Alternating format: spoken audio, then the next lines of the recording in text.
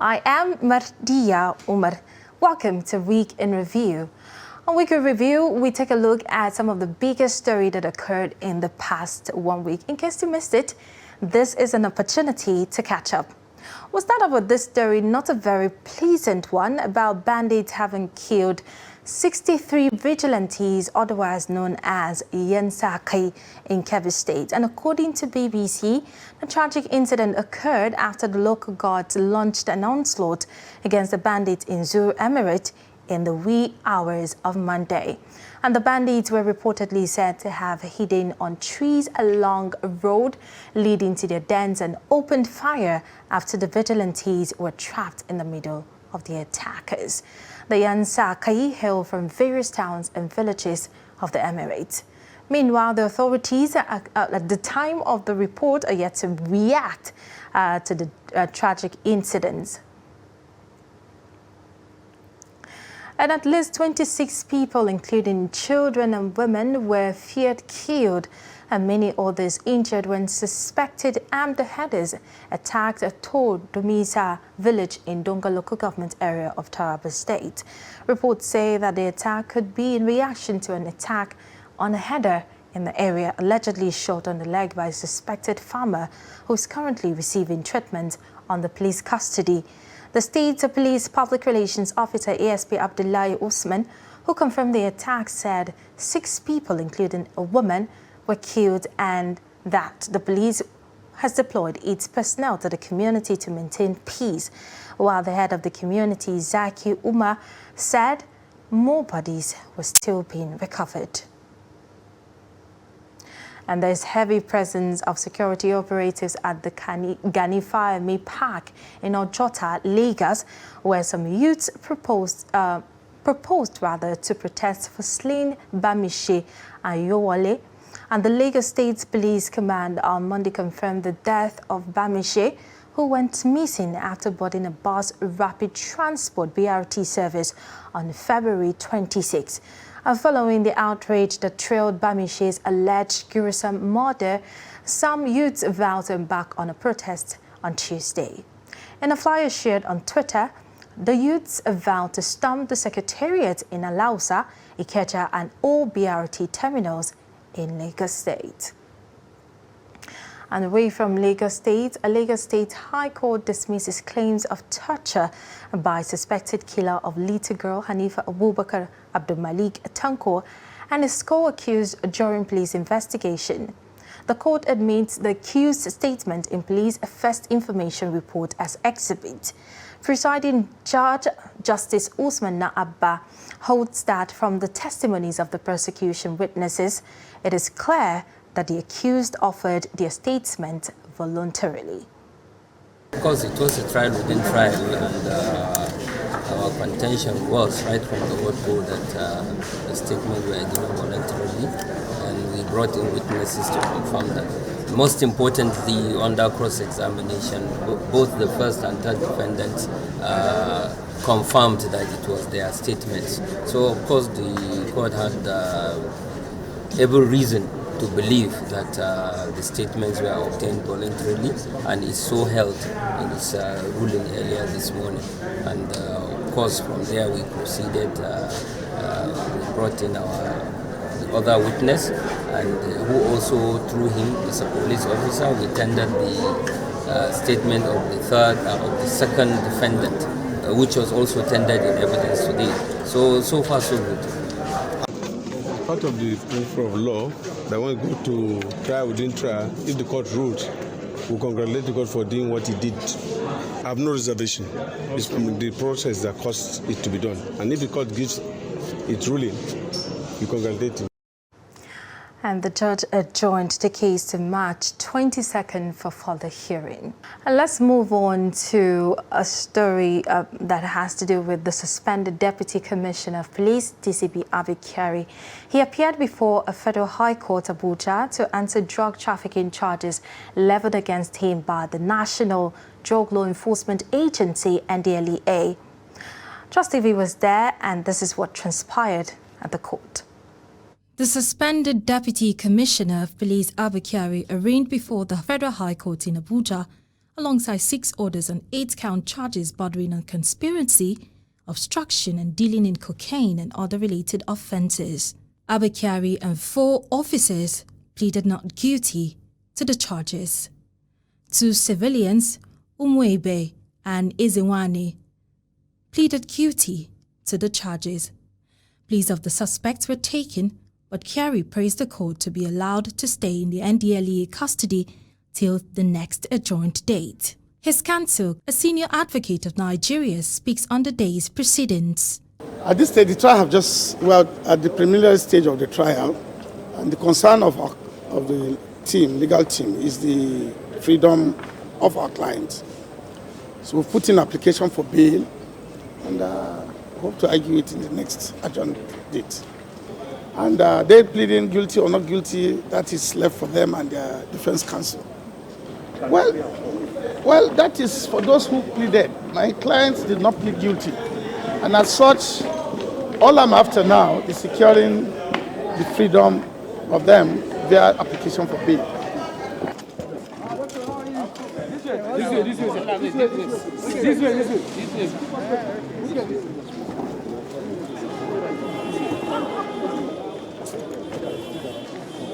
This is the Federal High Court in the Federal Capital Territory, where the former Deputy Commissioner of Police Abba Kyari was arraigned before Justice Emeka Nwite along 6 others, and they are being accused of 8 counts of drug trafficking offences. In the courtroom where the charges was read to them, Abba Kyari and the other officers denied allegations, but 2 defendants, Umebe and Ezenwane, pleaded guilty to the allegations.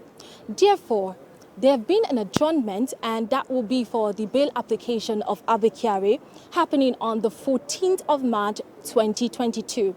But on the 28th of March, there will be a review of all of these cases now that 2 defendants have pleaded guilty to the charges. Martia Umar, Trust TV News, Abuja.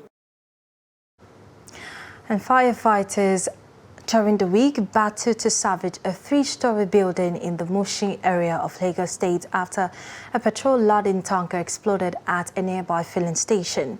Daily Trust learned that when offloading fuel at the filling station around 1 p.m., the tanker suddenly caught fire and spread to the residential building.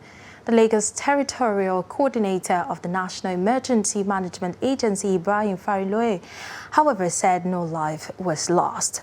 Also, the Lagos State Fire and Rescue Service said the agency has mobilized 8 officials to the scene to attend to the incident.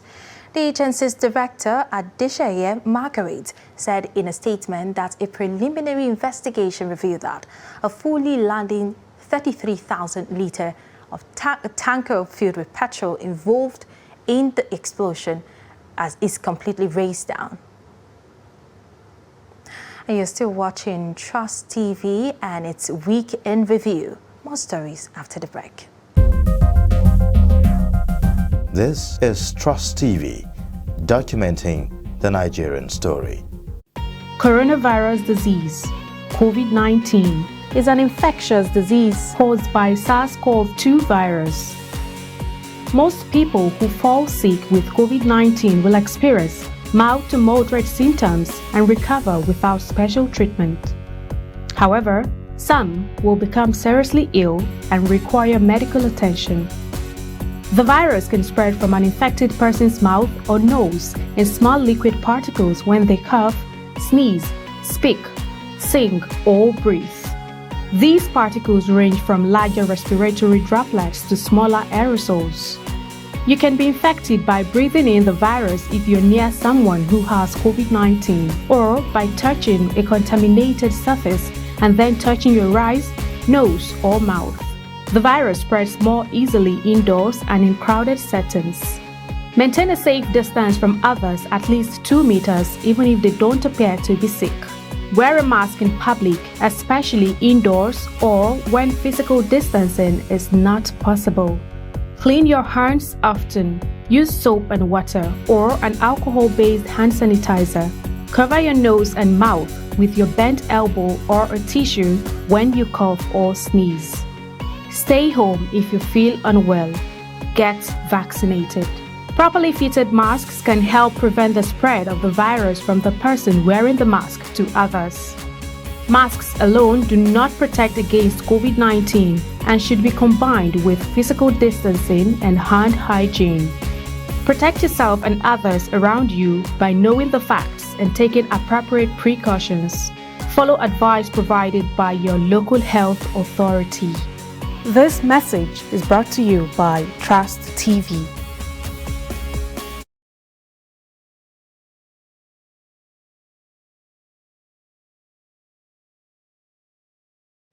Thank you for staying with us. You're still watching Week in Review on Trust Television.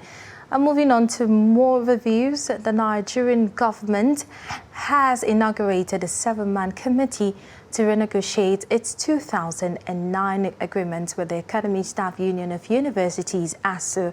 A Minister of Education, Adamu, during the inauguration of the committee in the nation's capital, Abuja, tasked members to work with relevant stakeholders towards finalizing the proposed renegotiation agreement, which started in 2017. He also added that the assignment had a 3-month span, after which government will be expected recommendations to confront the challenges facing the nation's tertiary education system. It's because of your track records. Therefore, I have no reservation that you would conduct this all-important assignment with all the seriousness and the urgency that it deserves. This is more so considering the ongoing industrial action by us and the threats by other similarly unions. Therefore, I wish to specifically appeal to this constituted committee to redouble on its efforts towards concluding the assignment and producing a realistic and workable draft agreement that will take the challenges confronting the university system and position it. About 100 women lobby group on Tuesday laid siege at the National Assembly complex in protest of gender discrimination by the federal lawmakers over the passage of some bills. This is in honor of International Women's Day, which is marked every 8th of March. And with the group spearheaded by Felicia Onibon, the group's president, according to Onibon, the celebration is an opportunity for Nigerian women to lend their voices to the development of the country. Pictures. We are here to express our deep sense of pain. We are here to express our disappointments. We are here to register that we are not satisfied with the quality of leaders that we elected to represent us. People that are speaking against their own selves. Because any man that speaks against a woman, he is speaking against himself. It is unfortunate that in the 21st century that we are in today, a so-called giant of Africa, my own Nigeria, the country that I'm so proud of, that we have people that we stick our neck to elect them to represent us, to speak for us, to speak for 50% of the population of Nigeria, and they decided to say we do not count. Sisters, women, the time for us to rise against this evil is now. We must rise. It is a clarion call. It is not time to take tea. It is not another time to allow any man or woman, any man that does not believe in the cause of the development of Nigeria to take the center stage. The time is now. We need an inclusive Nigeria. We need an equitable Nigeria. We need a country where the voice of the girl matters, where the voice of that young boy matters. Meanwhile, in commemoration of International Women's Day, Media Trust joined the rest of the world in celebrating its female staff across the country for the immense contribution to the development of Media Trust Limited at an event organized by the management.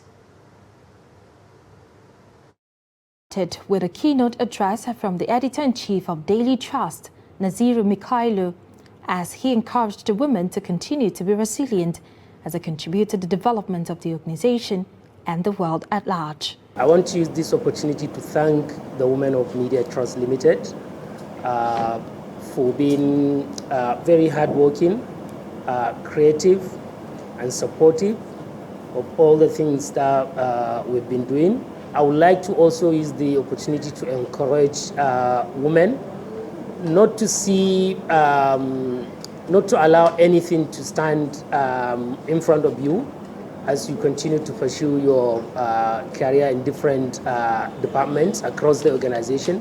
Acting CEO Noura Mamandora said from the theme for this year's celebration, Break the Bias, no form of bias will be allowed to thrive at Media Trust Limited.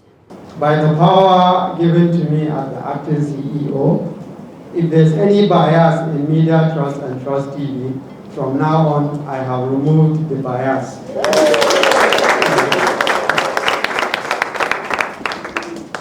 So it's really a day worth celebrating because, like the editor-in-chief said, whenever you talk about women, you are talking about humanity, because that is where we all evolve. So if you don't respect a woman in the working place, if you go back home, you must give your respect to her, either as a mother or as the owner and guardian of the house. You must show your loyalty. So which means at any given time, I personally do not see the reason for any bias. Responding on behalf of the women, General Manager Human Resources and Management Services Media Trust, Hadiza Bala, said women will continue to be relentless. Beloved sisters, those that are physically here, and everyone that is joining us virtually. I'm not going to go into, a lengthy speech about what the International Women's Day is all about. I'm not going to bore you with that. But what I'm going to talk about is probably just to speak from the heart. And for me, speaking from the heart is appreciating where we are as women. I mean, I'm not even looking at the larger society. I'm looking at what we are as women in our dear company, Media Trust. So whether you are in the Daily Trust, whether you are in the Trust TV, I'm taking this time to appreciate all of us for being who we are in this big and great organization. And the celebration couldn't have ended without cutting of the cake. Martia Umar, Trust TV News, Abuja. Happy International Women's Day! And now to more judicial matters. The Federal High Court in Abuja has fixed April 7 for hearing of the suit seeking the removal of Governor Bello Matawalle of Zamfara State by the People's Democratic Party, PDP, over his defection. Justice Inyang Eko on Thursday fixed the suit following an application for joinder and the submissions of lawyers in the matter. The lawyers to the defendant, led by Mike Ozokomesan, also sought for an extension of time to file their responses to the matter. In the application, the PDP asked the court to declare the impeached Deputy Governor Mahdi Gusau as the duly elected governor of Zamfara State. PDP is also asking the court to sack about 37 members of the National Assembly and the State Assembly who defected to the ruling All Progressives Congress. Meanwhile, in the originating summons by its lawyers, Emmanuel Ukala-San, PDP is seeking a declaration that sequel to the Supreme Court judgment of 2019 in APC and another senator, Kabiru Marafa, and 179 others, only members of the PDP, including Matawalle, then were entitled to hold the office of the governor and deputy governor or member of the Zamfara State House of Assembly. And leadership crisis rocking the ruling All Progressives Congress, APC, takes a dramatic turn with emergence of a new acting chairman of the party, Niger State Governor Abubakar Sani Bello. And Trust TV's Shafiu Suleiman reports that the new chairman of the Central Extraordinary Convention Planning Committee presides over the swearing in of 36 state-elected chairmen of the party with a charge on them to unite the party and ensure its victory at forthcoming elections. Take a look.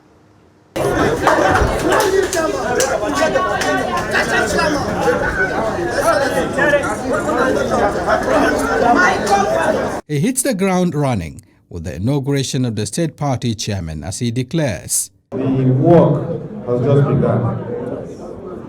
I pray and I hope that by the time you get back to your respective states, you will unite the party in your various states. Please, let bygones be bygones. You have to bring everyone together, those that were for you and against you. What we want is a unified APC in your various states, because we have elections around the corner, and we hope and we pray, and by God's grace, I believe God will answer our prayers. We expect a better result in 2023 than in 2019. As they take oath of office, the inaugurated chairman expressed determination to deliver on their mandates. We want to ensure that all hands are on deck. This is not the end of the show. We have to get everybody together to ensure that victory is ascertained in the coming elections. They have already created discipline in our mind to take everybody together to carry this party to the next level. By God willing, inshallah. With less than 3 weeks to the party's national convention slated for March 26 and recently released election timeline by INEC, they have a growing concern over the snail speed at which the Memalabuni leadership handled the affairs of the party. Earlier, a statement signed by the National Secretary of the APC Caretaker Extraordinary Convention Planning Committee, John Apanodode, debunked the claims of what he called imaginary leadership change in the party, describing it as fake news that should be disregarded. In a dramatic twist, the governor of Niger State, Abba Kyari, appeared at the party national secretariat, to assume leadership of the Convention Extraordinary Planning Committee with a message of hope that the work has just begun. Immediately he hit the ground running but with the inauguration of the state chairman of the party with a charge to them to take the party to the greater heights and of course treat every member of the party with fairness and equity as the party look forward to 2023 elections, which he said it is expecting a better result. From the party secretariat here in Abuja, Shafiu Suleiman, Trust TV News. And during the week, mixed reaction trailed High Court judgment sacking Ebonyi State Governor David Umahi and his deputy for cross-carpeting to the ruling All Progressives Congress APC from the People's Democratic Party PDP. While many see the judgment as a good omen to sanitize the nation's polity and safeguard electoral mandate, others see it as a miscarriage of justice. Trust TV's Shafiu Suleiman reports. Justice Inyang Eko of the Federal High Court judgment in a suit filed by the People's Democratic Party PDP challenging the defection of the Ebonyi State Governor and his deputy to the ruling All Progressives Congress APC held that the respondents have erred by defecting to another party other than the platform in which the electorates gave them the mandate, asking them to vacate their seats for replacement by the plaintiff. Reacting to the judgment, Chairman Inter-Party Advisory Council IPAC Yabagi Yusuf Sani described it as a landmark judgment that will address the arbitrary defections by elected officials without recourse to the people's mandate. Even as IPAC, notwithstanding the fact that the person that may suffer losses is also a member of IPAC, we stand for what we believe is the right thing for the nation, for democracy itself as a whole. So that's why we are totally in support of the decision of the Federal High Court Abuja, and we salute their courage. And we are encouraging them to please do more, because there are more cases like that are travesty of the tenets of democracy itself. Other Nigerians share their views on the High Court judgment they described as overdue, considering similar occurrences in the polity with impunity. The court or the judiciary is just waking up. from their slumber. Because if they have been doing this, I don't think the politicians will be jumping from one party to the other. But I think if this thing will go through, maybe they will learn their lessons. For me, this stuff has been occurring for a very long time. So I'm not going to be the first person that you want to use as example that you want to sanitize the governor or be the political system before you tell me no, it's not possible. Ebonyi State Governor David Umahi had last year defected from the political platform that gave him the mandate alongside his deputy to the ruling APC with a view to join the presidential contest.